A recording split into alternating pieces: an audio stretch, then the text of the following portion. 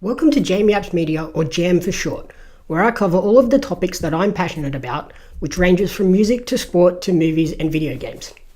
In between tours supporting Marshmello and Illy, Gold Coast producer Pacers spoke with me about his music and all of the new elements he's been incorporating. Let's stop messing about though and get to my interview. You've been working with a bunch of different artists recently. How have you found that? Yeah, it's great. I love working with different people on different tracks because everyone brings something different. So yeah, it keeps things interesting for sure. And you've been doing it not just for yourself, like your own music, but you're also doing it as a producer for other people. Do you struggle to find a balance there? Well, at the moment, I'd say I'm doing like 95% for my own stuff. So yeah, it's not really a balance at the moment, I guess. But yeah, I think gradually, like one day in the distant future, I'll end up sort of doing more just producing for other people. But for now, I'm kind of just putting all my effort into Pacers. And when you're working for other people, do you ever find you write a track and then wish you'd kind of saved it for yourself? Sometimes I've felt that way when doing a remix for people, and then you have to decide whether to just finish it or to like remove their vocal and keep it as an original and then start something new for them. Yeah, I've definitely faced that decision a few times. Your debut album was really successful. Did you expect it to be that popular whilst you were putting it together? No, not at all. I just thought like, here's some music, like here's the type of music that I enjoy, and maybe a couple other people will get it. But yeah, it went way better than I'd hoped for. So yeah, it was really, I'm just super thankful that some people out there were feeling it. And you've now followed that up with the new single Savage. Does this hint that a new album's on the way? Yeah, absolutely, man. I'm probably about a third of the way through writing it at the moment. I'm hoping to finish it in the next couple of months if I can, but we'll see how I go with vocals. And the film clip features your dog Chili. How was it filming with her? Oh, so good. She was loving it. She was getting so much attention from everyone. She was having the time of her life. How long have you had her? 3.5 years now. Is she good when you're trying to write music? Does she just chill out, or? Yeah, she just hangs out with me in the studio all day. I take her to the beach each morning, and then she just lays on her little bed in the studio and just goes to sleep while I write music. It's pretty awesome. Do you think she could become a staple in videos moving forward? I haven't thought of that, but yeah, that's a pretty good idea, actually. I'll keep that in mind. Just a couple of weeks ago, you supported Marshmello. How was that show? Oh, it was so fun. It's just, such a big crowd, and his fans are just so incredibly devoted, and so that the vibe in that room was just incredible. Yeah, that was a real highlight, that show. And then in April, you're coming back to Sydney to support Illy. How are you feeling ahead of that one?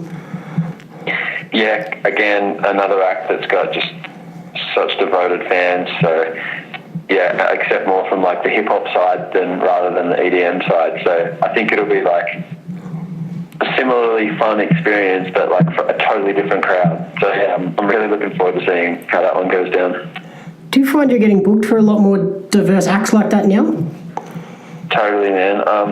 I think that my music sort of sits between different worlds. Like it's somewhere between like, I guess like pop music and club music. So it's not really, I guess I can sort of go as a support for like, for a few different areas. Like I'm not really specifically one thing. And is there a big difference for you in terms of preparation when you're doing a support slot or a headline show? No, man. Either way, I put heaps of preparation into it. I like figure out what type of set which songs I'm going to play in my set, and I plan it ages in advance and practice every day, regardless of what the show is. I'm always practicing. Noticed you've been having dancers for your shows recently. I'm actually good friends with one of them. Which one? Beck Paulson. Oh wow, awesome.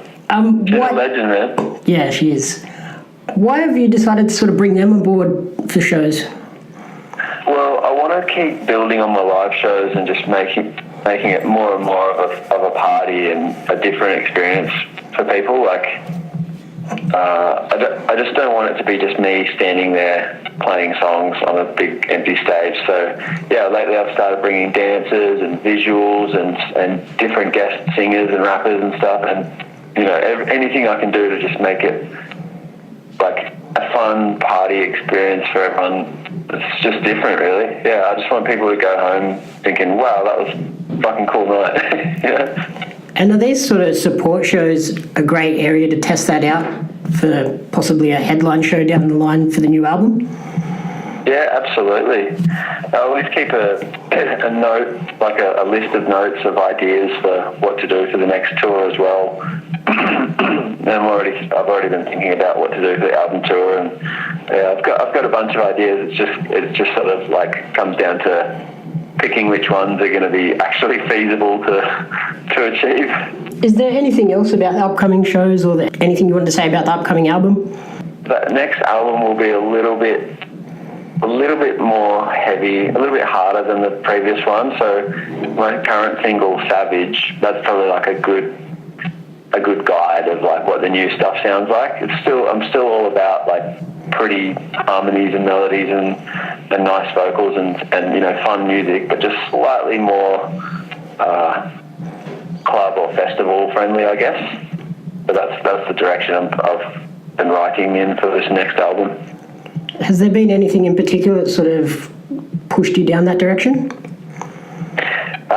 Yeah, really just I've started being booked a lot more for festivals, and they're my favourite things to play at. Like, I just really love playing festivals, and the songs that I have the most fun playing at them are generally the more danceable or harder ones.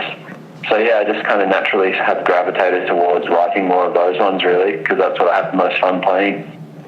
Do you feel that's a sign of recognition for the years you've put in now, being able to play festivals more often? Maybe. I mean, I guess I sort of felt like it all came from the album, really. Like, once I put that album out, a lot of good things started to just kind of snowball out of it. And yeah, at the end of the year, a lot of festival bookings came through, and that I'd never been booked for previously or anything. So yeah, I think it sort of started a chain reaction somehow. And we've seen a lot of Australian acts recently sort of trying to crack into the US market. Have you thought about doing that? Yeah, absolutely. I really want to head over there later this year if I can, and do a little writing trip and start playing a few shows.